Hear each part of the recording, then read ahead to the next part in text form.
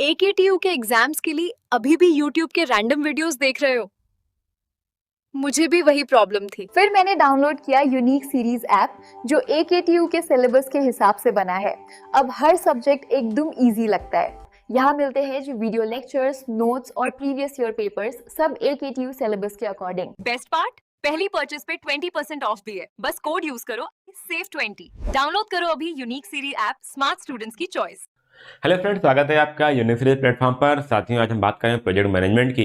और यहाँ पे आज मैं स्टार्ट करने वाला प्रोजेक्ट मैनेजमेंट का यूनिट 4, जहाँ पे आज पढ़ेंगे प्रोजेक्ट कंट्रोल्स के बारे में। और इसमें से लगभग आपके 3 से 4 वीडियो जाएंगे इस यूनिट में, क्योंकि साथियों ये जो यूनिट्स है लगभग टोटल थ्योरेटिकल है। जो आपका न्यूमेरिकल पार्ट था वो मैंने आपको बताया CPM पार्ट वाला था, और एक आपको मैंने बताया था जहाँ पे डिस्काउंटिंग कैश फ्लो मेथड के वहाँ पे न्यूमेरिकल बताए थे, जहाँ पे आपको NPV कैलकुलेट करना मैं बताया था, और ब्रेक इवन एनालिसिस। उतना ही पूरा आपका यहाँ पे इस सब्जेक्ट में थोड़ा सा न्यूमेरिकल पार्ट है। अदरवाइज यहाँ पे न्यूमेरिकल पार्ट आपके सिलेबस में दिया ही नहीं गया है, तो टोटल थ्योरेटिकल है। आराम से पढ़ सकते हो, बट जो मैंने बताया उसको आप जरूर पढ़ लीजिएगा। आज हम यहाँ पे बात करने वाले हैं यूनिट 4 में प्रोजेक्ट कंट्रोल के बारे में, और इसका जो सिलेबस साथियों मैं उसके ऊपर डिस्कस कर दूं ताकि आपको याद रहे, आपको पता रहे कि आप पढ़ने क्या वाले हो। तो यहाँ पे आप देख पाओगे प्रोजेक्ट कंट्रोल में आपको यहाँ पे पढ़ना है। देखिएगा, प्रोजेक्ट कंट्रोल क्या है, जब चीज़ें आपसे बाहर जा रही हो, ठीक है, जो चीज़ें हम जैसे ट्रैक जा रहे हैं, हम गाड़ी पे लेके जाते हैं, गाड़ी जब रास्ते से, ठीक है, रास्ते से बाहर जाने से हम इसको क्या कंट्रोल करके फिर रास्ते पे लाते हैं ना।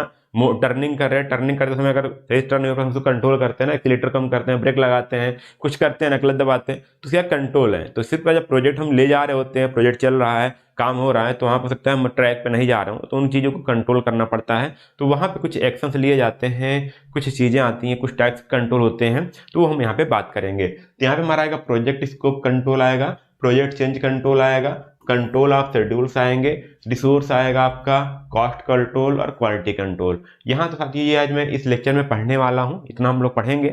और उसके बाद आज इसके बाद जो आपके टॉपिक्स हैं वो है आपके प्रोजेक्ट कम्युनिकेशन के बारे में है। चैनल्स कौन कौन से थे कम्युनिकेशन के, उसके मीन्स कौन से, मीटिंग्स क्या होती है, ठीक है। चैनल मतलब उसका मतलब क्या है, कौन कौन से मीन्स हैं, मीटिंग्स क्या होते हैं, प्रोजेक्ट रिपोर्ट क्या होते हैं, प्रोजेक्ट ऑडिट रिपोर्ट क्या होते हैं, ठीक है, और project evaluation, project close out reports, साथ में guidelines, audit reports, maintenance and shutdown project, plant turn around and the brief introduction of the replacement analysis, ये हम यहाँ पे पढ़ेंगे।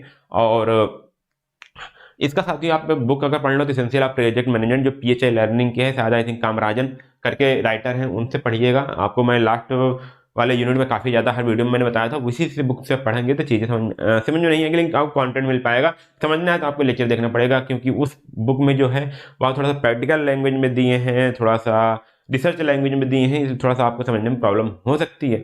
और यदि आप एग्जाम के पॉइंट ऑफ व्यू से अपने ग्रेजुएशन लेवल के हिसाब से पढ़ोगे तो आपको मैं यहाँ पे पढ़ा दे रहा हूँ, ठीक है। तो आइए हम स्टार्ट करते हैं यहाँ पे प्रोजेक्ट कंट्रोल की। और प्रोजेक्ट कंट्रोल क्या मैंने बताया, थोड़ा सा कंट्रोल बताया मैंने आपको, प्रोजेक्ट कंट्रोल की बात करेंगे। हम भी जब बात करते हैं तो हम यहाँ पे प्रोजेक्ट कंट्रोल की बात करते हैं, जो हमारा प्रोजेक्ट को क्या करते हैं, हम टाइम पे ट्रैक करते हैं, उसको मॉनिटर करते हैं। अगर यदि कहीं पे ज़रूरत चीज़ें, कोई ज़रूरी चीज़ें पड़ी जहाँ पे हमको कोई एक्शन लेना पड़ा कि उसको ठीक करने के लिए, तो हम क्या करते हैं, वो एक्शन लेते हैं। जैसे मान लीजिए हम जा रहे हैं, ठीक है, जैसे मैं बाइक की स्कूटी को बताया, मैं क्या होता है, हम जा रहे हैं, जाते समय क्या हुआ कि हमने स्पीड बढ़ाया हुआ था, अपने स्पीड से जा रहे थे, बट क्या हुआ, आगे ब्रेकर आ गया, तो क्या हुआ, वो आपको हमको चेंज करना पड़ेगा। वहाँ पे ये ब्रेक क्या है, आपको रिस्क है। सेम क्लास जैसे प्रोजेक्ट में रिस्क होते हैं, वैसे आपका जो ब्रेक है वो रिस्क है। तो रिस्क के लिए हम क्या करेंगे, वहाँ पे थोड़ा सा क्या करेंगे, ब्रेक को मारेंगे, स्पीड को स्लो करेंगे, ठीक है, हो सकता है गियर भी चेंज करें। तो ये सब क्या आपके कंट्रोल्स हैं, जो अलग अलग चीज़ें आप कंट्रोल कर रहे हो, ठीक है। फिर उसके बाद क्या करोगे, फिर आप ब्रेकर को पार करोगे, फिर आगे बढ़ जाओगे। तो ऐसे चीज़ें कंट्रोल में आती हैं यहाँ पे। और क्यों आता है, और यहाँ पे कंट्रोल करने से क्या फायदा, अगर हम कंट्रोल कर लेंगे तो क्या है, सेफ्टी, हम घर पहुँच जाएंगे वहाँ पे। तो यहाँ पे अगर हम सही से ब्रेक का चीज़ों को कंट्रोल करके चलेंगे तो हमारा क्या होगा, 3 फायदे होंगे। मैं हमेशा बता रहा हूँ, प्रोजेक्ट हमारा जो है विद इन द कॉस्ट हो जाएगा, विद इन द कॉस्ट में कंप्लीट हो जाएगा, अंडर द बजट कंप्लीट हो जाएगा, और with in the time complete हो जाएगा, और विथ जो आपके स्पेसिफिक स्पेसिफिकेशन है, जो आपके प्रोजेक्ट के फीचर्स आपको चाहिए, जो स्पेसिफिकेशन है, उसके साथ आपका प्रोजेक्ट कंप्लीट होगा। तो ये हमारा क्या होगा, प्रोजेक्ट कंट्रोल। तो यहीं पे अगर हम पढ़ें, थोड़ा बताएं आपको, तो यहाँ बात यही लिखी गई कि project control ensure that a project completed on time within the budget and as per specification by the continuously tracking and correcting deviation. तो हम क्या करेंगे, उसको बराबर हम ट्रैक करते रहेंगे, हो सकता है डेली, वीकली, आवरली, जैसा आपका प्रोजेक्ट हो, जैसे प्रोजेक्ट नेचर हो, उस हिसाब से उसको क्या करेंगे, ट्रैक करेंगे, और उसका डेविएशन होगा उसको हम करेक्ट करेंगे। डेविएशन आपको बताते हैं, वेरिएशन, देखिए अलग अलग वर्ड है यहाँ पे मैं लिख देता हूँ, ठीक है। यह हो गया डेविएशन, क्या हो गया, डेविएशन, क्या हो गया, वेरिएशन। ठीक है, ये अलग अलग वर्ड हम यूज करते हैं अलग टाइप का, कभी आपको हम एरर जो आ रही है, ठीक, एरर भी डाल सकते हैं यहाँ पे। तो यहाँ पे क्या है देखिएगा, ये आपका एक स्टैंडर्ड है, ठीक है, जिसको आपको अचीव करना है, ये आपकी स्टैंडर्ड है, ठीक है, स्टैंडर्ड है, ठीक है, क्या है आपका स्टैंडर्ड है, ये हमको अचीव करना है। बट हमने जब एक्चुअल प्रोडक्ट हमने बनाया, एक्चुअल प्रोडक्ट बनाया, तो हो सकता है उसके जो मान उसको मान लेते हैं स्टैंडर्ड हमारा है किसी चीज का प्रोडक्शन करने का, हमारा पास है 10 यूनिट, कितना है 10 यूनिट। बट जब हमने बनाया एक्चुअल में स्टार्ट किया तो हो सकता है कभी आपको 12 मिल रहा है, ठीक, कभी आपको 13 मिल रहा है, कभी आपको 11 मिल रहा है, ठीक है, कभी आपको यहाँ पे 9 मिल रहा है, कभी आपको 6 मिल रहा है, कभी आपको 9 मिल रहा है। तो अब क्या हुआ, अब हमने स्टैंडर्ड ये की था, स्टैंडर्ड से जितना भी नीचे जा रहे हैं, जितना भी ऊपर जा रही है, हमारे क्या है डेविएशन से, ठीक है, क्या हमारे पास डेविएशन से। अब ध्यान दीजिएगा, आप सोचोगे अगर हम ज्यादा कंप्लीट कर रहे हैं, ज्यादा हम प्रोडक्शन कर रहे हैं तब हमारे तो अच्छा बात है, नहीं, वो भी अच्छा बात नहीं है। अगर हम कम करेंगे तब भी अच्छी बात नहीं। क्यों हो सकता है, देखिए, अगर हम प्रोडक्शन जितना हमारा स्टैंडर्ड अगर उससे ज्यादा हम प्रोड्यूस कर रहे हैं तो इसका मतलब है कहीं ना कहीं उसकी क्वालिटी कंप्रोमाइज हो रही होगी, ठीक है। तो हमने स्टैंडर्ड सेट रखा था वर्चुअल में, अगर हमको हमारा स्टैंडर्ड से ज्यादा भी है और क्वालिटी भी सही मिल रही है, विद इन द टाइम है, विद इन द बजट है, विद इन द क्वालिटी है, तो हम इसको भी क्या करेंगे, नए स्टैंडर्ड 12 को सेट कर देंगे, कोई दिक्कत नहीं है। लेकिन एक बार हम चेक करेंगे क्या जो हमारा 12 मिला इसकी क्वालिटी स्पेसिफिकेशन सब कुछ सही है, कोई चेंजेस, कोई यहाँ पे ड्रॉबैक तो नहीं है, कोई मिसमैच तो नहीं है। और अगर 9 मिल रहा है तभी हम ध्यान देंगे, अगर 9 मिल रहा है तो हमारा क्या रहा, टाइम ज्यादा लगेगा 10 प्रोड्यूस करने में, तो टाइम जाएगा, कॉस्ट भी जाएगा। तो ये हमारे जो है, जो कम हो या चाहे ज्यादा हो, अगर कम हो रहा है तो माइनस में है, अगर ज्यादा हो रहा है तो हमारा प्लस में डेविएशन है, तो इसको हम बोलते हैं डेविएशन, इसको बोलना वेरिएशन, या इसको हम एरर भी बोल जाएंगे, अलग अलग प्रोजेक्ट के टाइप में, उसके नेचर्स के हिसाब से, ठीक है। तो कम होगा तब भी प्रॉब्लम है, अगर ज्यादा हो रहा है तब भी प्रॉब्लम है। अगर यही होता, हमारा स्टैंडर्ड क्या होता, इतना है, ठीक, स्टैंडर्ड हमारा इतना है, 10 ही है, ठीक है, और कभी हम 12 प्रोड्यूस करें, कभी हम 15 प्रोड्यूस करें, कभी 14 प्रोड्यूस करें, कभी हम 13 प्रोड्यूस कर रहे हैं, हम क्या करेंगे, चलो एक काम करते हैं, ये स्टैंडर्ड, हम स्टैंडर्ड को 10 ना रखकर हम करना कर देंगे 12 कर देंगे, तो बढ़ा भी सकते थे। बट अगर हमारे पास कुछ ऐसा आ रहा है जहाँ पे पॉजिटिव नेगेटिव दोनों डिवीजन आ रहे हैं, तो हम क्या करेंगे, उसको कंट्रोल करने की कोशिश करेंगे, हर कंडीशन में हमको 10 यूनिट प्रोड्यूस होता रहे। तो यही पे हम क्या करेंगे, जो डिवीजन करेंगे करेक्ट करेंगे। अगर हमारे पास क्वालिटी का डिवीजन है, रॉ मटेरियल के हमारे पास कमी है, साथ में यदि पैसे की कमी, बजट की कमी है, या फिर हमारे पास पावर जो इलेक्ट्रिसिटी है, सप्लाई है, इन सभी चीज कमी है, तो क्या करेंगे, उसको दूर करेंगे, इसलिए हम क्या लेंगे, वहां पे उसको करेक्ट करेंगे। तो ध्यान दीजिए यहाँ पे उसके लिए हम क्या लेंगे, करेक्टिव एक्शन भी लेने होते हैं, कुछ यहाँ पे एक्शंस लेंगे ताकि वो चीजें ठीक हो पाए। तो यहाँ पे देखिए एक ही चीज नहीं, हम एक ही चीज को कंट्रोल कर लेंगे, यहाँ पे अलग अलग डायमेंशन है। जैसे हम क्या करेंगे, स्कोप को कंट्रोल कर सकते हैं, करना होगा, कभी आपको चेंजेस जो है इसको कंट्रोल करना, कास्ट कंट्रोल करना होगा, जो शेड्यूल्स हैं, जो टाइम्स है एक्टिविटीज की, उसको कंट्रोल करना होगा, जो आपके पर्सनल है, टीम पर्सनल्स हैं, उनकी भी रिस्क को कंट्रोल करना, क्वालिटी को कंट्रोल करना, परफॉर्मेंस कंट्रोल करना, ये सब क्या है आपके डायमेंशंस हैं, इन सभी को कंट्रोल करना पढ़ सकता है।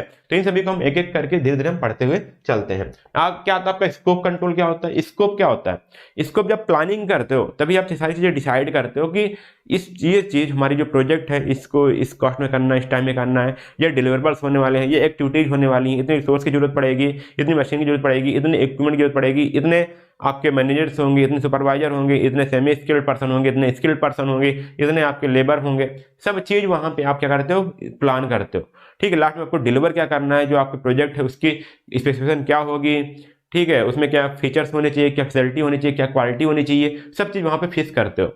अगर वो हमारा क्या है, वो भी आपका ऑफिस वर्क है, कैसा वर्क है आपका, ये ऑफिस में होते हो ना, तभी आप ये सब वर्क करते हो, प्लान करते हो, ठीक है। तो वहां पर आप स्कोप करते हो, प्रोजेक्ट का स्कोप क्या करते हो, डिसाइड करते हो क्या स्कोप होने वाला है।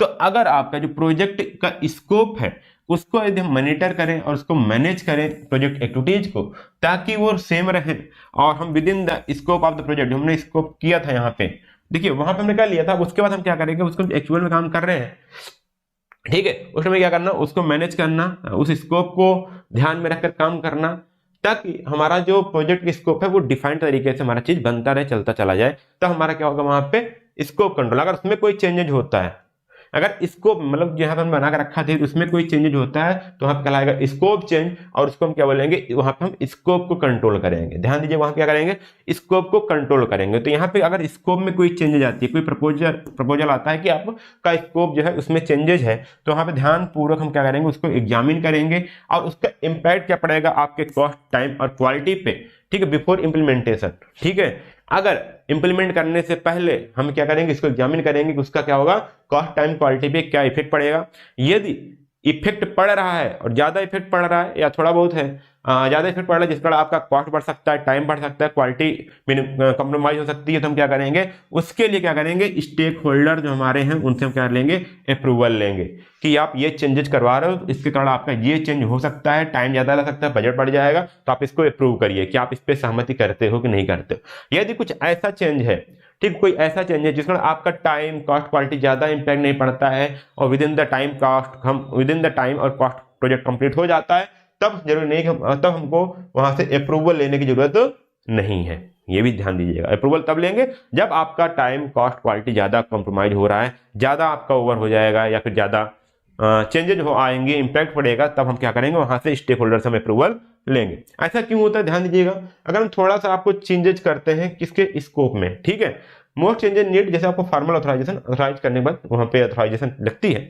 क्यों लगती है यहाँ बताया गया, क्योंकि कभी कभी होता है अगर हम थोड़ा सा भी वेरिएशन करते हैं स्कोप में, तो आपके जो कॉन्ट्रैक्ट हैं, ठीक है, जो आपका कॉन्ट्रैक्ट में जो थोड़ा सा वेरिएशन करते हैं, तो आप हो सकता है आपका जो स्कोप है वो चेंज हो जाएगा, जो आपका डिजाइन है वो चेंज हो सकता है, क्वालिटी चेंज हो, कंप्रोमाइज हो सकती है, पोजीशन चेंज हो सकता है, और जो आपके वर्क के सीक्वेंस है, जो एक्टिविटी है, जो शेड्यूल है, वो सभी चेंज हो सकते हैं। तो इसके लिए आपको यहाँ पे एक ऑथराइजेशन, फॉर्मल ऑथराइजेशन की जरूरत पड़ती है। जब आपका ऑथराइजेशन फॉर्मल डॉक्यूमेंटेड है तो इसमें आपको लिए स्टेक होल्डर की अप्रूवल लगेगी। स्टेक होल्डर का अप्रूवल मतलब वहाँ पे वो साइन करें, क्या होता है वहाँ पे, अगर साइन करें, अगर साइन नहीं कर रहे हैं तो समझ लीजिए आपको अप्रूवल नहीं मिल रहा। आप जाते हो ना बैंक में, लोग कहते हैं ना इसमें साइन तो आपकी है ही नहीं, आप मुंह से चाहे जो बोल दो, कल बदल जाओगे आप, लेकिन लिख करके साइन करो। कोई भी आप फॉर्म भरते हो, डिक्लेरेशन के नीचे फॉर्म भरते हो, कोई फॉर्म करते हो उसमें साइन होता है, ठीक है, तो साइन क्या होता है आपका, वहां पे अप्रूवल आया, अप्रूवल माना जाता है।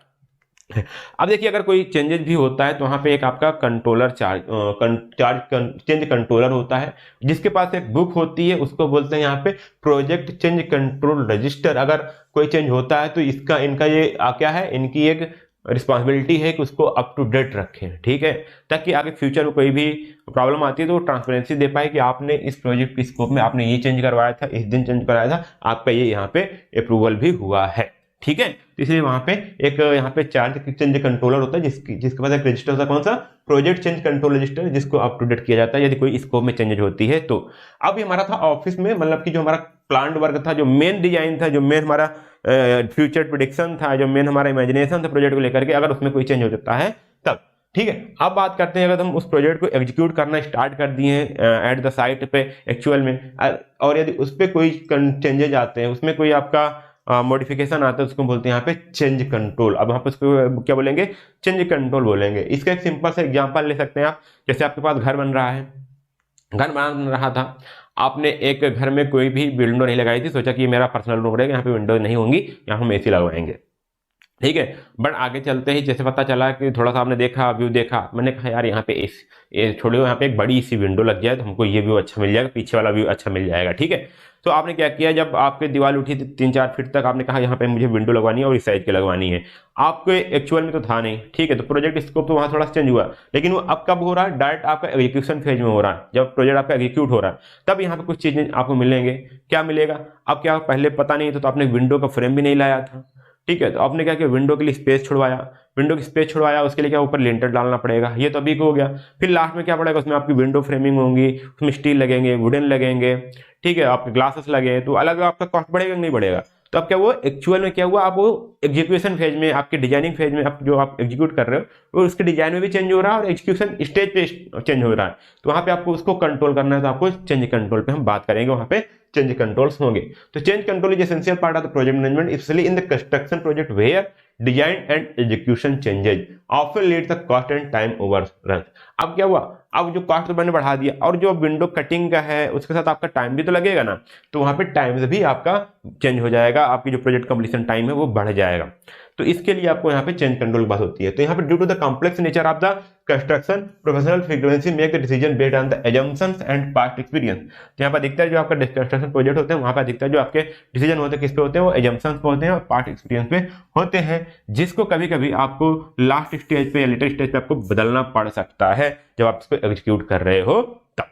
ठीक है, क्योंकि हो सकता है जो हमने एजम्पशन मिला, जो हमारा पास्ट एक्सपीरियंस था वो इस प्रोजेक्ट से अलग हो, उसकी जो साइट है मतलब जैसे आपको लास्ट में आपने किया भूकंप विरोधी, आपने भूकंप रेजिस्टेंस अर्थक्वेक रेजिस्टेंस कोई आपने घर बना रहा था, बट अब यहाँ पे क्या हो रहा है कि आपने बना रहा था लेकिन उसका थोड़ा सा जोन अलग है, तो कुछ चेंजेस तो करने पड़ेंगे ना। The goal of change management is to minimise the negative impact. किसको मिनिमाइज करना है? नेगेटिव इंपैक्ट को मिनिमाइज करना होता है, और कोई अननेसेसरी चेंजेस है तो उसको अवॉइड करना होता है। ठीक है, अगर हम प्रॉपर तरह से चेंज करते हैं तो यहाँ पे इंपॉर्टेंट इसलिए करना है, प्रॉपर हम चेंज कंट्रोल करना इंपॉर्टेंट इसलिए है क्योंकि ये आपके टाइम, कॉस्ट, क्वालिटी और डिलीवरी को भी अफेक्ट करता है और मेकिंग इट अ की part of the project control. तो अब आपके प्रोजेक्ट कंट्रोल का की पार्ट हो जाता है, और अगर हम इसको सही से कंट्रोल नहीं करेंगे चेंज कंट्रोल को, तो हमारे पास टाइम, कॉस्ट, क्वालिटी सभी को अफेक्ट कर सकता है। इसके लिए क्या करना सकता है कि कभी कभी क्या हो, हम इसको क्या करेंगे, जो हमारे पास चीजें हैं हमने उस पर कुछ प्रोविजंस लगा रखे हैं। ठीक है, हमने जब स्कोप को तैयार कर रहे थे तभी उसमें कुछ हम एक्स्ट्रा टाइम लेके चले, कुछ एक्स्ट्रा बजट लेके चले, ताकि इन चीज़ों को कंट्रोल करें। इन चीज़ों अगर कुछ ऐसी चीज़ें आती हैं तो कंट्रोल हो पाए और विद इन द बजट हमारे पास हो पाए। ठीक है, यही कंट्रोल ये कर सकते हैं, हम थोड़ा सा एक्स्ट्रा चीज़ें लेके चले, चाहे वो बजट हो चाहे टाइम हो। चलो आगे हमारी बात आती है, यहाँ पे कॉस्ट कंट्रोल की बात करते हैं। किसकी? Cost control. ध्यान दीजिएगा, हमने हमेशा जब से स्टार्ट किया प्रोजेक्ट मैनेजमेंट हमने तीन ही चीज बात किया, कॉस्ट, टाइम एंड क्वालिटी।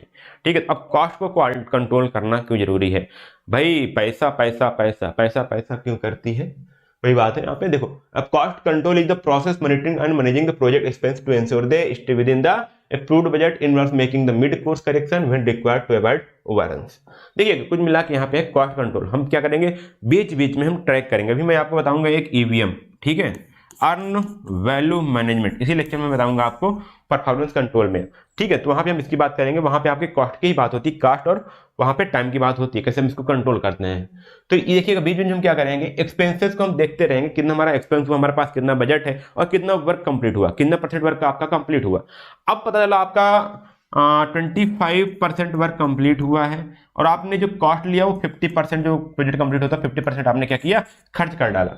तो क्या हुआ, एक्सपेंस आपका ज्यादा हो गया, वर्क आपका कम कंप्लीट हुआ। तो ये क्या होगा, आपका क्या होगा, आप क्या है यहाँ पे अंडर बजट है, मतलब कि आपने क्या किया, आप ओवर बजट हो गए, मतलब कि आपको पैसा ज्यादा खर्च करना पड़ेगा। तो फिर वहां से देखेंगे कि हम कितना वेरिएशन किए, हमने क्या गलतियां की, अब इसको कैसे ट्रैक पे लाया जाए, वो सब चीज वहां पे एनालिसिस किया जाएगा। ठीक है, इसलिए यहाँ पे देखिएगा मिड कोर्स करेक्शन, कभी कभी आप सकता है कि प्रोजेक्ट के आधे पर या 1/4 हमारा प्रोजेक्ट हो गया, 1/2 हो गया, ठीक है, 2/3 हो गया। इस प्रकार हम एक सर्टेन टाइम पर प्रोजेक्ट के सर्टेन परसेंटेज हम क्या करेंगे, चीजों को एनालाइज करेंगे, यहाँ पे कितना मटेरियल खर्च हुआ, कितना प्रोजेक्ट कंप्लीट हुआ, कितना कॉस्ट लगा, कितना टाइम बचा हुआ, सब चीज वहां पे हम कैलकुलेट करते रहेंगे। ठीक है, फैक्टर अफेक्टिंग कॉस्ट इंक्लूड लो इनिशियल एस्टिमेट। अभी कब कब हो सकता है कॉस्ट कंट्रोल, जब आपने एस्टिमेट किया था तो आपने एस्टिमेट ही कम किया था।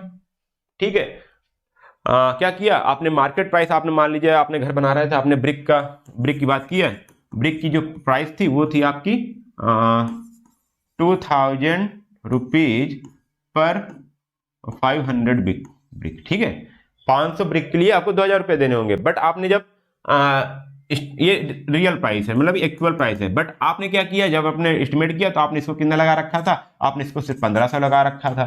तो जब आपने लिखा ही कम है और एक्चुअल उसका ज्यादा है, तो आपने क्या किया, इनिशियल एस्टिमेट ही आपने कम किया था, रिपोर्टिंग सही से नहीं किया था आपने। ठीक है, चीजों को डाटा को सही नहीं लिया था आपने, अपर्याप्त बजट, आपने जो बजट दिया, ठीक है, हो सकता है आपने रिपोर्ट यहाँ पे सही किया था, आपने बोला कि इस घर में आपको 10 लाख लगेंगे। ठीक, कितना लगेगा आपका, 10 लाख लगेगा, बट आपको जो बजट एलोकेट हुआ वो सिर्फ 8 लाख ही एलोकेट हुआ है। तो क्या करोगे, आपको पर्याप्त बजट नहीं मिल पाया है।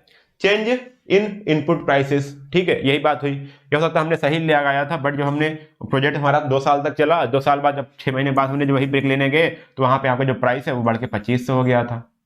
ठीक है, 6 महीने तक तो आपने 2000 में लिया, बट 7वें महीने आपका प्राइस ब्रिक का बढ़ के 2500 हो गया। तो क्या करोगे आप, तो इस प्रकार से यहाँ पे आपको कॉस्ट कंट्रोल की बात आती है। यहाँ पे बातें होती है कि कॉस्ट कैसे बढ़ रहा है तो उसको कैसे कंट्रोल करना है। ठीक है, cost and resource must be identified at for all task, estimate should be realistic and consider labour. देखिए एक बात दी है, ऑल टास्क कंसीडर करना होगा। और यहाँ पे देखिए सभी चीजें क्या होनी चाहिए एस्टिमेट में, रियलिस्टिक होनी चाहिए। सभी चीजें जो लेबर कॉस्ट है उसको कंसीडर करना, इन्फ्लेशन को भी कंसीडर करना होता है आपको। और कोई यदि रिस्क आ रहा है, अनसर्टेनिटी है, तो उसको लेकर के आपको कॉस्ट की बजट करनी पड़ेगी, ठीक है, कॉस्टिंग निकालनी पड़ेगी। As a project progress estimate become more accurate. जैसे जैसे आप प्रोजेक्ट को आगे बढ़ाते जाओगे आपका एस्टिमेट और एक्यूरेट होगा, क्योंकि आपको एक्चुअल पता चलेगा कि हमको किस रेट में सामान मिल रहा है, कितना लेबर चार्ज लग रहा है, क्या क्या और अदर एक्सपेंसेस आ रहे हैं, सब चीज आपको यहाँ पता चलता चलेगा, ठीक है। Each estimate should mention it's variance range, assumptions and validity period. तो यहाँ पे ध्यान दीजिए बोला गया जब भी आप एस्टिमेट करो तो उसके जो वेरिएंस हो सकते हैं, जैसे ब्रिक का प्राइस है तो कितना बढ़ सकता है, कितना कम हो सकता है, उसको लेके चलो, ठीक है। और एजम्पशंस कि क्या अगर मान लीजिए मौसम है, मान लीजिए आपका जो बारिश का टाइम होता है वहां पे आपके ब्रिक्स के प्राइस बढ़ जाते हैं, ठीक है, क्योंकि वहां पे जो भट्ठे होते हैं वो बंद हो गए होते हैं। तो इस प्रकार से आपको क्या करना होता है, देखना होता है।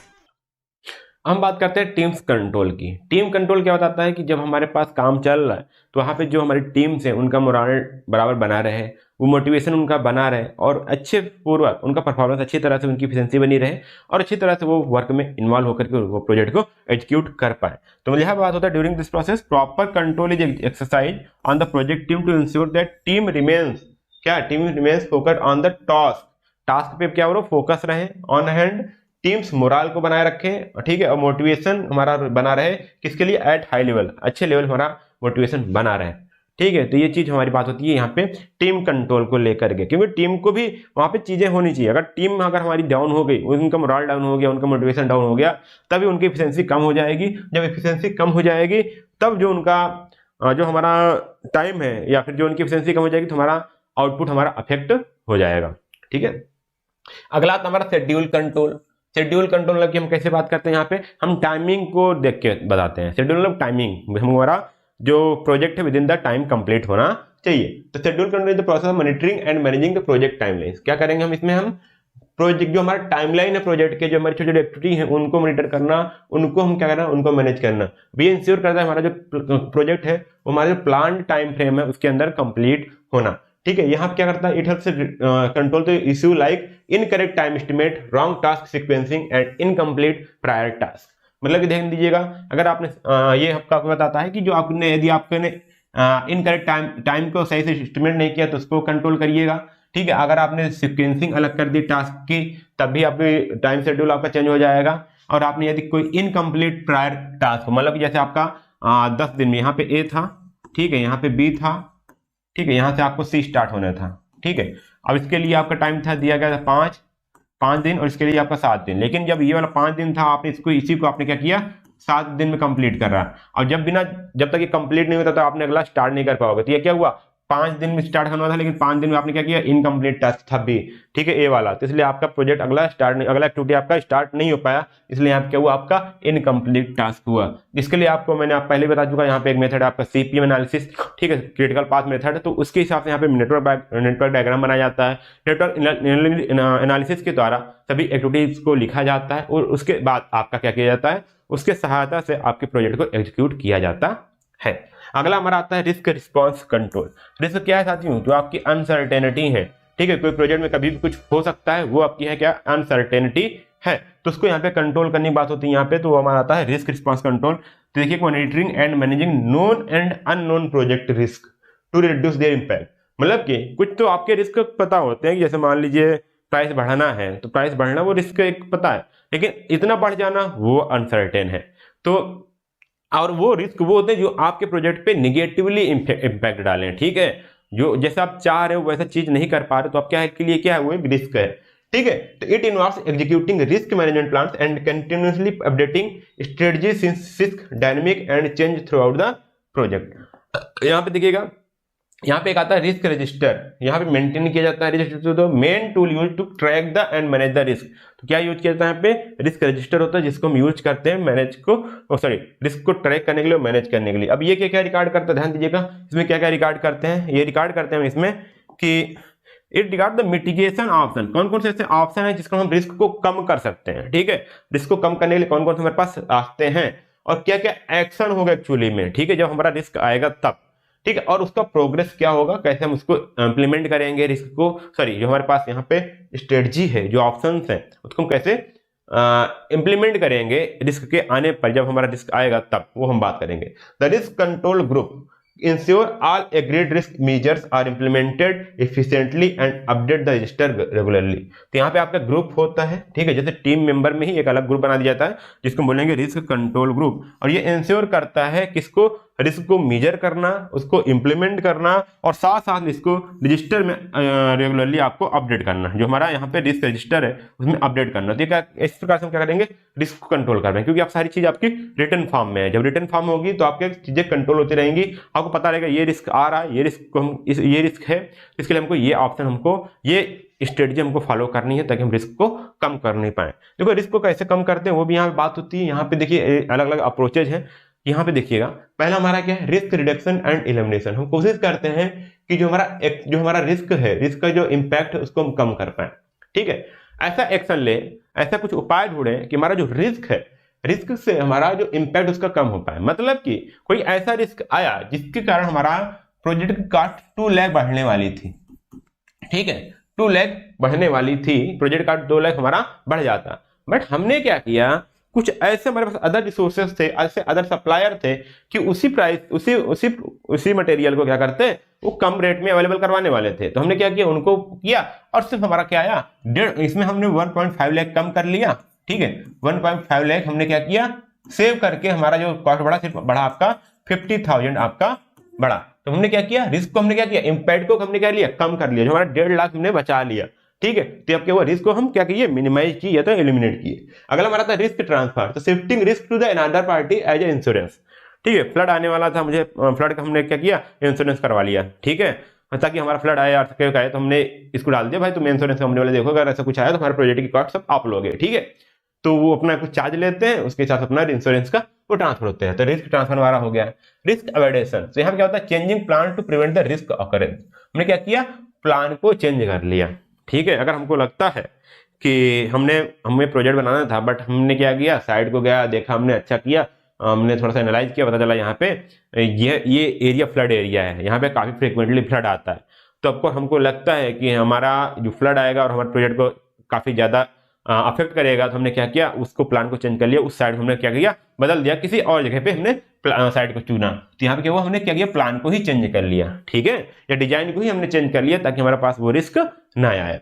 अगला हमारा रिस्क एब्जॉर्प्शन या रिटेंशन, तो यहाँ पे करते हैं, रिस्क को हम एक्सेप्ट करते हैं और इसके इफेक्ट को हम मैनेज करने की कोशिश करते हैं। तो रिस्क हमने क्या किया, एक्सेप्ट कर लिया, चलो फ्लड है, मैंने क्या किया, ये फ्लड एरिया था, मैंने चलो यहाँ पे घर बनाते हैं, हमने इसको एक्सेप्ट करते हैं, बट हमने क्या किया, अपने घर को ही ऐसा बनाया कि फ्लड का इंपैक्ट हमारे घर पे ना पड़े, ठीक है। तो क्या हुआ, हमने रिस्क को एक्सेप्ट कर लिया, बट उसके इफेक्ट को हमने क्या कर लिया, मैनेज कर लिया। तो ये हमारे क्या थे, अप्रोचेस थे, किसके लिए, रिस्क को कंट्रोल करने के लिए, रिस्क को मैनेज करने के लिए। अगला हमारा था क्वालिटी कंट्रोल। क्वालिटी कंट्रोल आपने पढ़ चुका था काफी अच्छे से, बट आपको यहाँ पे समराइज करना है। क्वालिटी कंट्रोल में क्या होता है कि यहाँ पे आपकी जो डिलीवरेबल्स हैं, जो आपके फाइनल प्रोडक्ट्स हैं, जो आपके फाइनल फीचर्स आने हैं, वो आपके मीट करने चाहिए, जो आपके क्वालिटी स्टैंडर्ड्स हैं उनसे। मीट मतलब कि मिलना, साथियों उसको इंश्योर करना कि हमने जो सोचा था वो मिले। तो हमारा आता है क्वालिटी कंट्रोल, अगर नहीं मिल रहा है तो यहाँ पे क्वालिटी कंट्रोल करेंगे। यहाँ पे 2 प्रकार के होते हैं, देखिएगा। और जब हमारा क्वालिटी जो हमने स्टैंडर्ड सेट किया है जिससे मिलेगा, तो हम क्या करेंगे, यहाँ पे हमारे जो कस्टमर की एक्सपेक्टेशन है वो मैच हो पाएगी और हमारे कस्टमर क्या होंगे, हैप्पी होंगे। Manage quality begins with the understanding what the customer wants and creating a proactive plan that include both quality control and quality insurance. तो पहले हम क्या स्टार्ट करते हैं, क्वालिटी हम कैसे सेट करते हैं, हम पहले ये सेट करते हैं कि हमारे जो कस्टमर्स हैं उनको चाहिए क्या, ठीक है, क्या चाहिए, कस्टमर को चाहिए क्या, वहां से स्टार्ट करते हैं। उसके साथ हम क्या करते हैं, क्वालिटी को सेट करते हैं, फिर उसको हम क्या करते हैं, उसको इसके लिए हम एक एक्टिव प्लान, प्रोएक्टिव प्लान मतलब कि पहले से हम कुछ प्लान तैयार करते हैं। जैसे हमारे पास होता है क्वालिटी कंट्रोल, ठीक है, और क्वालिटी इंश्योरेंस। तो क्वालिटी कंट्रोल क्या बताता है, क्वालिटी कंट्रोल तब बताता है, वो चेक करता है प्रोडक्ट को, जो हमारा प्रोडक्ट कंप्लीट हो गया, ठीक है, प्रोडक्ट हमारा कंप्लीट हो गया, तो हम क्या करते हैं, उसकी क्वालिटी को चेक करते हैं। तो हमारा क्वालिटी जब चेक करेंगे तो वहाँ पे उसके जो कंप्लीट है नहीं है, फिर उसको हम करेक्ट करेंगे, ठीक करेंगे, ताकि हम स्टैंडर्ड को मिल पाए, ठीक है। तो मतलब यहाँ पे क्वालिटी कंट्रोल तब होता है जब हमारा प्रोडक्ट मैन्युफैक्चर हो जाता है, तब उसकी क्वालिटी को चेक करते हैं, उसकी जो हमारी स्पेसिफिकेशन है उसको चेक करते हैं, उसके स्टैंडर्ड को चेक करते हैं, और तब हम उसको करते हैं, अगर क्वालिटी सारी चीज मीट हो रही तब हम कस्टमर तक भेजते हैं।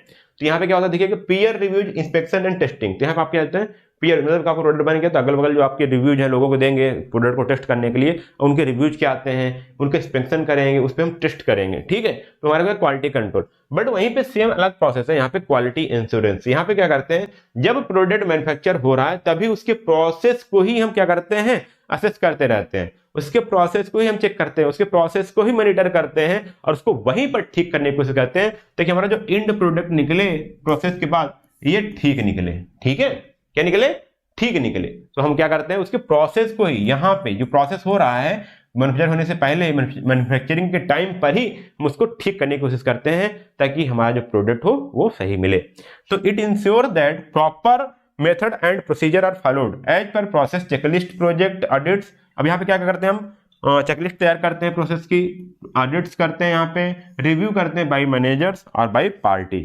ठीक है, अलग अलग पार्टी होती है जो प्रोसेस पे पूरा यहाँ पे रिव्यू करती रहती हैं, क्या वेरिएशन आ रहे हैं, क्या डेविएशन आ रहे हैं, वहीं पे वो जाकर उसको फिक्स कर देते हैं प्रोसेस में ही, ताकि हमारा जो एंड रिजल्ट है वो हमारा क्या हो, सही निकले। देखिए हमारे पास पेन है, ठीक है, हमारे पास पेन है, अगर ये पेन मैन्युफैक्चर हो रही है तो एक प्रोसेस तो ये है कि इसको मैन्युफैक्चर हो जाने दे और जो बाद में पेन मैन्युफैक्चर उसकी हम क्वालिटी को चेक करें, उसमें हम वर्किंग कंडीशन चेक करें, वर्क कर रहा है नहीं कर रहा है। ठीक है, तो अलग बात हुई, आपका क्वालिटी चेक हो जाएगा। लेकिन क्वालिटी इंश्योरेंस में क्या होता है कि जब प्रोडक्ट मैन्युफैक्चर हो रही है उस प्रोसेस में ही, तो जब वहाँ पे एक एक निब लगाई जा रही है, इसका इंक फिल की जा रही है, इसको कैपिंग की जा रही है, ठीक है, तो वहीं पर ही इसको हम क्या करें, उसको फिक्स कर लें, वहीं पे ही इसको इंश्योर करेंगे वो सही से मैन्युफैक्चर हो। तुम्हारा क्या आ जाएगा, वहाँ पे क्वालिटी इंश्योरेंस आएगा। और इन सभी को यहाँ पे किसमें, क्वालिटी कंट्रोल के अंदर इसको हम क्वालिटी कंट्रोल के अंदर इसको हम क्या करते हैं, एनालिसिस करते हैं। ठीक, और इसको हम कंट्रोल करने की कोशिश करते हैं। अगला आ गया आपका परफॉर्मेंस कंट्रोल। ठीक है, परफॉर्मेंस कंट्रोल हम समझेंगे थोड़ा सा अच्छे से, और यहाँ पे मैं आपको ग्राफ बता करके इसको ईवीएम जो आपका यहाँ पे अर्न वैल्यू मैनेजमेंट, इसको भी मैं आपको समझाने की पूरी कोशिश करूंगा ताकि आपको चीजें क्लियर होती चली जाए। तो यहाँ पे क्या होगा, देखिएगा, performance control is the process of monitoring and managing all project activities. जो आपके सभी प्रोजेक्ट के एक्टिविटीज हैं उनको मॉनिटर करना, उनको मैनेज करना, ताकि जो हमारे contribute to the successful completion, ताकि हमारा जो प्रोजेक्ट है सक्सेसफुली कंप्लीट हो पाए। इट हेल्प, जैसे इसमें क्या है कि हैंडल अनएक्सपेक्टेड इश्यू, जो आपके कुछ ऐसे इश्यूज हैं जो आपके एक्सपेक्टेड नहीं थे और वो प्रोजेक्ट में आ रहे हैं, तो उसको हैंडल करने में ये हेल्प करता है। सच है, जैसे आपके टेक्निकल प्रॉब्लम हो गया, क्लाइंट ने रिक्वेस्ट चेंज कर दिया, ठीक है, जो क्लाइंट का रिक्वेस्ट था वो बदल गया, ठीक, coordination difficulties with the among department, तो अदर जो अलग अलग डिपार्टमेंट हैं उनके बीच में क्या हुआ, आपका जो कोऑर्डिनेशन था वो मिसमैच हो गया। आपको पता था कि आपने बोला था प्रोक्योरमेंट डिपार्टमेंट को, मुझे इस दिन आपको 100 यूनिट में 10 लेबर और चाहिए थे, बट उसने लेबर नहीं ला पाया। ठीक है, और आपने बोला था सप्लायर से कि मुझे इस दिन आपको 1000 यूनिट आपको कुछ सामान चाहिए था, उसने 1000 यूनिट नहीं ला पाया। ठीक है, तो क्या हुआ, आपका कोऑर्डिनेशन वहाँ पे गड़बड़ होगी, आपका प्रोजेक्ट यहाँ पे अफेक्ट होने लगा, तो आपको यहाँ पे क्या हुआ, आपका परफॉर्मेंस जो होगा वो डाउन हो जाएगा। इस टाइप का हम वहाँ पे कंट्रोल किस पढ़ते हैं, आपको परफॉर्मेंस कंट्रोल हमारा कहलाता है। ठीक है, यहाँ देखिएगा, एक tool for performance control is the earn value management. अगर परफॉर्मेंस का हम कंट्रोल करना है तो यहाँ पे एक टूल आता है आपका अर्न वैल्यू मैनेजमेंट, या structured method for the planning, tracking and measuring the project performance in terms of the scope, time and cost. तो यहाँ पे जो अर्न वैल्यू मैनेजमेंट एक टेक्निक से एक टूल है, इसको हम यूज करते हैं चीजों को कंट्रोल करने के लिए, मतलब प्लान करेंगे, ट्रैक करेंगे और उसको मेजर करेंगे ताकि उसका परफॉर्मेंस क्या है और किस टर्म में, कॉस्ट में, टाइम में और उसके स्कोप में। देखिएगा यहाँ पे, देखिए ईवीएम क्या बताता है आपका, यहाँ पे 2 पार्ट्स होते हैं। ठीक है, अर्न वैल्यू मैनेजमेंट आपको क्या बताता है कि आपको पहले क्या बताओगे, पहले उसको ये बताओगे कि आपको प्लान्ड वर्क और इट्स बजट, आपने क्या सोचा था या क्या होना चाहिए था, वो हम यहाँ पे बात करेंगे। पहला चीज तो planned work and it's budget, और दूसरा चीज हम जब करेंगे तो यहाँ पे actual work completed and it's cost, मतलब कि यहाँ पे आपने एक्चुअल में कितना काम किया और उसका कॉस्ट क्या आया, उन दोनों के बीच हम क्या करेंगे, कंपेरिजन करेंगे। तो it help determine the current project status, आपका जो करंट प्रोजेक्ट स्टेटस है उसको डिटरमाइन करने में और आगे आने वाले फ्यूचर परफॉर्मेंस को फोरकास्ट करने में हेल्प मिलता है, जैसे आपका टाइम एंड कॉस्ट हुआ। चलिए, अर्न वैल्यू मैनेजमेंट साथियों ये काफी इंपॉर्टेंट है, आपके एग्जाम में आ सकता है। कैसे आ सकता है, ये आपके एग्जाम में आ सकता है आराम से, और कैसे आएगा, आपको लिखने के लिए आएगा। तो इसको हम यहाँ पे समझ लेते हैं, इसको हम यहाँ पे पढ़ लेते हैं। तो अगर मैं ईवीएम को एक्सप्लेन करना चाहूँ तो यहाँ पे आप एक सिंपल सा ग्राफ देख सकते हो। यहाँ पे हम पहले क्या करते हैं, एक तरफ ग्राफ में आपका जो कॉस्ट होती है उसको हम यहाँ पे डिनोट किए रहे होते हैं, एक तरफ हमारा टाइम। हम क्या करते हैं, अधिकतर हमारे पास जो 2 इंपॉर्टेंट फैक्टर्स होते हैं किसी प्रोजेक्ट में, हम ध्यान देते हैं कॉस्ट एंड टाइम। तो हमने क्या किया, एक पे अपने कॉस्ट दे दिया, एक में हमने क्या लिखा, टाइम कर दिया। ठीक है, ये साइड हमारा क्या हो गया, टाइम हो गया। ठीक, क्या हो गया, हमारा टाइम हो गया। तो हमने क्या किया, जो हमने स्कोप बनाया था, हमने क्या किया, वो प्लान्ड आपका है। ठीक है, वो आपका क्या है, प्लान्ड वैल्यू है, जो हमने आपने एक्चुअली में ये प्रोजेक्ट स्टार्ट होने से पहले आपने एक प्लान बनाया था कि ऐसे हमारा इस कॉस्ट में हमारा ये वर्क हो जाना चाहिए, या इस टाइम पे हमारा ये वर्क हो जाना चाहिए। तो यहाँ पे आपने क्या किया, आपने टाइम किया, आपने यहाँ पे कॉस्ट किया। अब यहाँ पे मैंने क्या किया, ये आपकी जो लाइन है, ये वाली जो आपकी लाइन है, ये आपकी क्या है, प्लान्ड वैल्यू है। मतलब जो आपने प्लान किया था कि मुझे इस सर्टेन टाइम पे इतना प्रोजेक्ट आपको कंप्लीट कर लेना है विथ दिस कॉस्ट। ध्यान दीजिए यहाँ पे 3 चीजें आ गई ना आपकी। यहाँ पे आपकी टाइम आ गई, कितने टाइम में आपको क्या करना है, कितने टाइम में आपको प्रोजेक्ट कंप्लीट करना है, कितना टाइम लगेगा आपको। मान लीजिए यहाँ पे इसकी बात करते हैं, तो यहाँ पे आपको देखिए कितना आएगा। यहाँ पे बात करेंगे हमारा क्या प्लान हुआ, इस टाइम पे हमारा क्या होगा, इतना प्रोजेक्ट कंप्लीट होगा। इतना प्रोजेक्ट मतलब यहाँ पे कुछ परसेंटेज तो आएगा ना, किस कोई पार्ट तो आएगा, और किस कॉस्ट में आएगा। ठीक है, तो हमारे पास इतनी चीजें होंगी यहाँ पे। तो कॉस्ट और टाइम और साथ में परसेंटेज ऑफ द आपने कितना वर्क कंप्लीट होगा वो आपने यहाँ पे लिख रखा था। ठीक है, आपने यहाँ पे लिख रखा था। अब यहाँ पे क्या हुआ, अब यहाँ पे क्या हुआ, यहाँ पे ये हुआ कि आपने ये पूरी आपने ग्राफ ड्रा किया था, उसके हिसाब से आप कॉस्ट के हिसाब से और आपने कॉस्ट और टाइम के हिसाब से आपने प्लान किया। अब हमने एक्चुअल में क्या करना, हमने एक्चुअल में उसको एग्जीक्यूट करना स्टार्ट किया। अब जब आपने एक्चुअल में उसको एग्जीक्यूट करना स्टार्ट किया तो आपने देखा कि जो उसकी कॉस्ट आ रही है, क्या आ रही है कि उसकी कॉस्ट आ रही है वो कुछ ऐसी जा रही है। क्या आ रही है, कॉस्ट कुछ आपकी ऐसी जा रही है, ये आपकी क्या होगी, कॉस्ट हो गई। तो आपने देखा कॉस्ट आपकी ऐसे जा रही है, बट आपका जो काम कंप्लीट हो रहा है उसका ग्राफ कुछ ऐसा है। ठीक है, उसका ग्राफ कुछ ऐसा है। इसका मतलब समझ रहे हो आप, आपका कॉस्ट तो ज्यादा खर्च हुआ प्लांट वैल्यू से, लेकिन आपका जो वर्क कंप्लीट हुआ कुछ कम कंप्लीट हुआ। ठीक है, तो अब यहां पे आपको पता चल गया कि आपका कॉस्ट ज्यादा खर्च हो रहा है जो हमारे प्लांट वैल्यू से, और जो हमारी प्लांट वैल्यू है वो जो हमारी अर्न वैल्यू मतलब जो हमने वर्क को कंप्लीट किया वो हमने प्लांट वैल्यू से कम किया। इसका मतलब क्या है, देखिए 2 केस हो सकते थे। ऐसा भी हो सकता है ना, आपका सिर्फ क्या हुआ, कॉस्ट ज्यादा जा रहा है लेकिन जो आपकी अर्न वैल्यू है वो प्लांट वैल्यू के बराबर होती। ठीक है, इसका मतलब क्या हुआ, आपकी जो कॉस्ट है वो तो ज्यादा लग रही, कोई दिक्कत नहीं, लेकिन हमारी जो वर्क कंप्लीशन टाइम में है वो बराबर हो रही जैसे हमने प्लान किया था, तो सिर्फ कॉस्ट की बात हुई। लेकिन अब यहाँ पे इस केस में क्या हुआ, इस केस में आपका क्या हुआ, आपका काम भी कम कंप्लीट हो रहा है और आपका पैसा भी ज्यादा लग रहा है। ठीक है, जरूरी नहीं कि हमेशा एक्चुअल कॉस्ट ऊपर ही रहे, एक्चुअल कॉस्ट आपका ज्यादा भी नीचे भी आ सकता है। इसके अलग अलग फार्मूले हैं आपको कैलकुलेट करने के लिए, वो आपके एग्जाम में आएगा नहीं। ठीक है, बस मैं यहाँ पे सिर्फ आपको ईवीएम को मैं समझाना चाह रहा हूँ जो बात पीछे मैंने आपको बताया था। ठीक है, अब यहाँ पे क्या हुआ कि आपका एक्चुअल कॉस्ट ज्यादा हो गया, अर्न वैल्यू आपकी कम होगी। अर्न वैल्यू मतलब जो आपने काम कंप्लीट किया वो आपने कम कंप्लीट किया है। ठीक है, किसके हिसाब से, जो आपने प्लान किया था। तो अब यहाँ पे हमने किसी एक पॉइंट हमको क्या करना है, उसको हमको एनालाइज करना है। तो हमने क्या किया यहाँ पे, ठीक है, यहाँ पे हमको एनालाइज करना था कि इस टाइम पे जो आपका करंट टाइम है, जो मान लीजिए यहाँ पे आपने 15 डे बाद आपने इसको क्या किया, चलो ट्रैक करते हैं कि आपका कॉस्ट कितना है, आपका वर्क कितना कंप्लीट होता है। यहाँ पे आपका 15 डेज आपने मान लिया, 15 डेज आपको यहाँ पे प्लांट वैल्यू थी आपकी, यहाँ पे इतना वर्क आपका कंप्लीट करना था। ठीक है, अब हमने यहाँ पे ऐसे वर्टिकली हमने एक लाइन ड्रा कर दिया, ग्राफ ड्रा कर दिया। ठीक है, आपने अर्न वैल्यू लाइन ड्रा किया, एक्चुअल कॉस्ट की आपने ग्राफ प्लॉट किया था, आपको 15 डेज पे ट्रैक करना था, आपने 15 डेज पे बैठ के वहां पे बैठ किया। आपने देखा कि हमारा जो कॉस्ट है, ठीक है, आपका कॉस्ट है वो आपके प्लांट से कम हो रहा है। ठीक है, सॉरी, आपका कॉस्ट जो है आपके प्लांट वैल्यू से ज्यादा जा रहा है। ठीक है, आपका क्या वो प्लांट वैल्यू से ज्यादा जा रहा है। ठीक है, ज्यादा जा रहा है, और जो आपको वर्क मिला वो आपको प्लांट वर्क से कम मिला। ठीक है, तो मार्क देखिएगा, अब यहाँ कॉस्ट वेरिएंस क्या होगा, आपका कॉस्ट वेरिएंस होगा आपका जो एक्चुअल कॉस्ट है उसमें से आप अर्न वैल्यू को कम करोगे। ठीक है, तो यहाँ पे ध्यान दीजिएगा, ये आपका कॉस्ट वेरिएंस हुआ। क्यों हुआ, क्योंकि प्रोजेक्ट हमारा उससे कम है। अब ये प्रोजेक्ट हमारा कम है और यहां से यहां इतना गैप हो रहा है कॉस्ट में, तो हमारा क्या हुआ, कॉस्ट वेरिएंस ये हुआ। ठीक, हमने प्लान हमको यहां था, ठीक, हमको मिला ये काम और कॉस्ट हमारा ज्यादा लगा, तो पूरा यहाँ पे कॉस्ट हमारा ज्यादा लगा।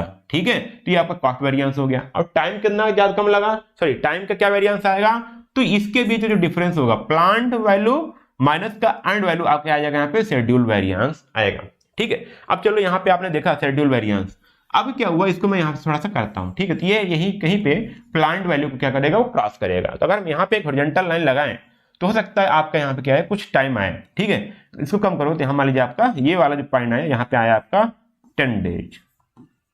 ठीक है, ये आया आपका कितना आया, 10 डेज आया। 10 डेज मतलब क्या हुआ कि जो 10 डेज का काम हमें कंप्लीट करना था 10 दिन में, हमने किस दिन में कर रहे हैं, 15 दिन में। तो मतलब कि अभी हम काम में 5 दिन पीछे चल रहे हैं, आगे नहीं चल रहे हैं। अगर काम के हिसाब से देखोगे तो आप क्या अभी 5 दिन पीछे वाला काम कर रहे हो। ये काम आपको 5 दिन पीछे कर लेना चाहिए था, बट आज 15वां दिन हो गया और आप अभी आज 10वां दिन वाला काम कर रहे हो। तो 5 दिन आप कैसे चल रहे हो, पीछे चल रहे हो, आपको प्रोजेक्ट में ऐसे बात करनी होगी। ठीक है, तो यहाँ पे इस प्रकार से आपकी परफॉर्मेंस होती है कि आपका कॉस्ट कितना बदला हुआ, आपने कितना टाइम पीछे चल रहे हो, ठीक है, कितना आपका टाइम वेरिएंस है और इसको कितना होना चाहिए था। अब यहाँ पे आपने देखा, फिर उसके बाद आपने कुछ एक्शंस लिए, आपने टीम को आपने लेबर ज्यादा लगाया, आपने कुछ और चीजें की, आपने मशीन लगाए, इक्विपमेंट लगाए, या आपने जो सप्लायर थे कुछ आपने चेंज किए, तो अब जाके धीरे धीरे आप क्या करोगे, ट्रैक करने की कोशिश करोगे। अब इधर आपका कॉस्ट थोड़ा सा हो सकता है कम आए और यहाँ से आपकी जो अर्न वैल्यू धीरे धीरे यहाँ जाके मीट कर पाए और आप सही टाइम पे सही प्रोजेक्ट कंप्लीट कर पाओ। ठीक है, इस प्रकार से आप यहाँ पे ईवीएम को यहाँ पे यूज करते हो। चलिए आगे हम थोड़ा सा आगे बात करते हैं। यहाँ पे नेट कंट्रोल की जरूरत क्यों पड़ती है, ध्यान दीजिएगा। कंट्रोल की जरूरत इसलिए पड़ती है, वो मैं यहाँ पे बात करने वाला हूं। पहले चीज आपका यहाँ पे अगर कोई टेक्निकल प्रॉब्लम आती है अनएक्सपेक्टेड, तो उसको हम कंट्रोल कर पाए। और अगर कोई डिले होता है raising the required financial resource, अगर आप हमारे पास अगर कोई बजट की कमी पड़ रही है, उसमें हमको कोई फंड रेज करना पड़ा, तो यदि उसको कंट्रोल करना हो तो उसको भी कंट्रोल कर पाएंगे। ठीक है, और यहाँ पे अगर कोई प्रोजेक्ट स्कोप में चेंज होता है तो वो हमें पता चल जाएगा, उसको हम कंट्रोल कर पाएंगे। और ये कि इनिशियल बजट आपका कम है, इनएडिक्वेट है, अपर्याप्त है, तब उसको कंट्रोल करने में हमको जरूर कंट्रोल की जरूरत पड़ेगी। ठीक है, कोई नया टेक्नोलॉजी आ गई, इन्वेंशन हो गया, जब हमारा प्रोजेक्ट होना स्टार्ट हो गया, उसके बाद कोई नई टेक्नोलॉजी आ गई, तो उसको कैसे कंट्रोल करें, आपके अनएक्सपेक्टेड इशू है। ठीक है, ये चीज आ गई आपकी under estimation of the cost of the planning stage. जब हमने प्लान को एस्टिमेट कर रहे थे तो आपने क्या किया, अंडर एस्टिमेट कर दिया, मतलब जितना पैसा देना चाहिए था, जितना एस्टिमेट होना चाहिए था, आपने उससे कम एस्टिमेट कर दिया, तब आपको दिक्कत हो जाएगी। तो उसके लिए आपको कंट्रोल करना पड़ेगा, कंट्रोल की जरूरत पड़ेगी। डिले इन सप्लाई और non availability of the required material, personal and equipment. आपको जो मटेरियल था, ठीक, जो पर्सनल था, जो आदमी थे, मैन पावर थे, जो आपके इक्विपमेंट थे, वो सही टाइम पे आपको नहीं मिल पाए हैं। ठीक, आपने जो वहां पे डिले हो रहा है, तो उसके लिए भी आपको कंट्रोल करने की जरूरत पड़ेगी प्रोजेक्ट को। Inter functional lack of the coordination between the different teams executing different task and sub project. अलग अलग टीम्स होते हैं, अलग अलग डिपार्टमेंट्स होते हैं, अलग अलग लोग होते हैं जो अलग अलग काम को कर रहे होते हैं, उनके भी यदि आपको कोऑर्डिनेशन देखना है, कोऑर्डिनेशन में कोई डिफरेंस आ रहा है, तो उसके लिए भी आपको कंट्रोल की जरूरत पड़ेगी। और यहाँ पे ध्यान दीजिएगा, इन्वायरमेंटल चेंजेस, जैसे आपका चेंज इन गवर्नमेंट पॉलिसी हो गया, आपका चेंज इन ऑपरेशनल इन्वायरमेंट हो गया, कोई extra ordinary increase in input prices, किसी प्राइस में ज्यादा इंक्रीजमेंट हो गया, ठीक है, कोई नेचुरल क्लाइमेट आ गई, तो उस कारण भी आपको कंट्रोल करने की जरूरत पड़ेगी प्रोजेक्ट को, और वहां पे इन सभी कंट्रोल्स की जरूरत पड़ेगी। कंट्रोल्स मतलब ये है कि आपका एक फैक्टर है कि हमको कंट्रोल करने वाला, की उस चीजों को फिर से ट्रैक पर वापस लाना है, वो चीज यहाँ पे क्यों जरूरत पड़ेगी, चीजों को वापस लाने के लिए, इन कारणों से आपको जरूरत पड़ेगी चीजों को कंट्रोल करने के लिए, प्रोजेक्ट को कंट्रोल करने के लिए। कौन कौन से मेथड है वो हम बात कर लेते हैं, इसके बाद आपका ये लेक्चर एंड करेंगे साथियों। ठीक है, यहाँ पे 3 मेथड्स हैं, तीनों मेथड आपके आसानी से आप समझ जाओगे। एक आपका है प्री एक्शन या प्रिवेंशन कंट्रोल। यहाँ पे जब आपका प्रोजेक्ट स्टार्ट हो रहा है उसके पहले ये अप्लाई किया जाता है। किसके पहले, प्रोजेक्ट स्टार्ट होने से पहले, प्रोजेक्ट का एग्जीक्यूशन स्टार्ट होने से पहले। ये समझ सकते हो आप, जो प्लानिंग स्टेज है उसकी हम बात करते हैं, एजुकेशन स्टेज पे भी नहीं गए हैं। तो यहाँ पे इसका मेन एम होता है to anticipate the and prevent the problem before they occur. तो जो हमारे प्रॉब्लम होने वाली आगे, उनको समझ करके उनसे पहले उसको क्या कर ले, प्रिवेंट कर पाए। ठीक है, या उनको अपने प्रोजेक्ट में कंसिडर कर ले और उसको हम समझ पाए किसको कैसे हम दूर करेंगे। तो हमारे किसमें हो गए, प्री एक्शन या प्रिवेंशन कंट्रोल की बात करते हैं। मतलब कि वो चीज हम होने ही ना दे, कोई अनसर्टेनिटी होने ही ना दे, वो हमारी बात होती है यहाँ पे प्री एक्शन में, कंट्रोल मेथड में। अब यहाँ जैसे बात की गई, ये project manager sets approval control so that no purchase order is made without the approval. उसने क्या किया, जो एक मैनेजर था, प्रोजेक्ट मैनेजर, उसने ये दिया कि बिना अप्रूवल के, बिना मेरे अप्रूवल के कोई भी ऑर्डर नहीं लगाना है।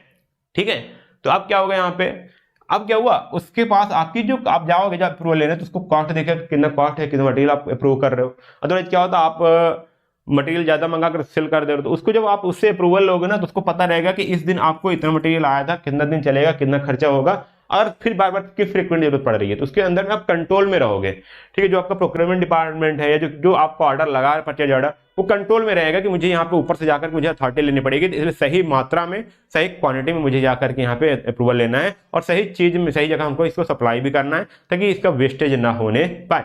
तो हमारे क्या है, पहले हमने यहाँ पे एक चीज बना दिया कि जब भी आपको कोई परचेज ऑर्डर लेना होगा, तो वहां पे आपको मैनेजर से आपको अप्रूवल लेना पड़ेगा। ठीक है, ये हमारा क्या हुआ, पहले हमने एक्शन ले लिया, पहली चीज यहाँ पे हमने अथॉरिटी को सेट कर दिया।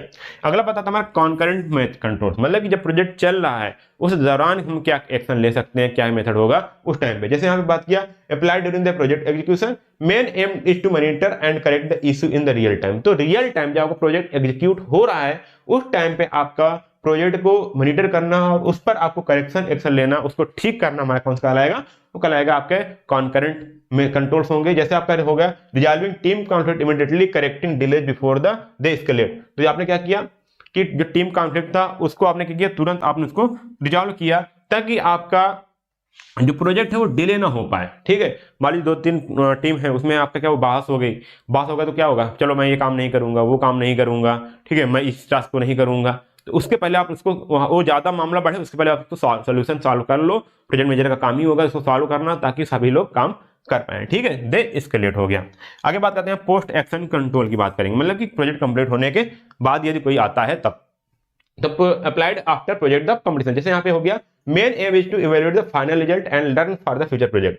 अब यहाँ पे क्या कौन से कंट्रोल्स होंगे कि आपने कोई प्रोजेक्ट कंप्लीट किया और उसके दौरान प्रोजेक्ट कंप्लीट करते के समय दौरान कोई आपके इशू आए थे, जो भी इशू आए थे आप उसको क्या करते गए, उसको राइट डाउन करते चले गए। अब इससे क्या होगा, आपका पोस्ट एक्शन कंट्रोल ये होगा कि आपने प्रोजेक्ट के करने के बाद आपने कुछ सीखा ताकि वो चीज सीखे जो आपको अगले प्रोजेक्ट में नहीं करनी है, वो ये अगर अगले प्रोजेक्ट में ऐसा कुछ इश्यू आया तो आप उसको अभी भी सही कर पाओगे, आपके पास वो एक्सपीरियंस आ गया। जैसे आपको बोल गया documenting what went right and wrong और maintaining closing record for the reference. तो यहाँ हम क्या कर रहे हैं, पोस्ट एक्शन में क्या आ रहा है हमारे पास, हमने उस प्रोजेक्ट के दौरान हमारा क्या सही हुआ था, क्या क्या टास्क सही कंप्लीट गए थे, क्या थोड़ा सा गड़बड़ी आई थी, क्या इशू आए थे, या फिर हम यहाँ पे करेंगे जो क्लोजिंग रिकॉर्ड्स हैं उसको फ्यूचर रेफरेंस के लिए उसको क्या करें, डॉक्यूमेंटेशन करें, उसको कलेक्ट करके रखना।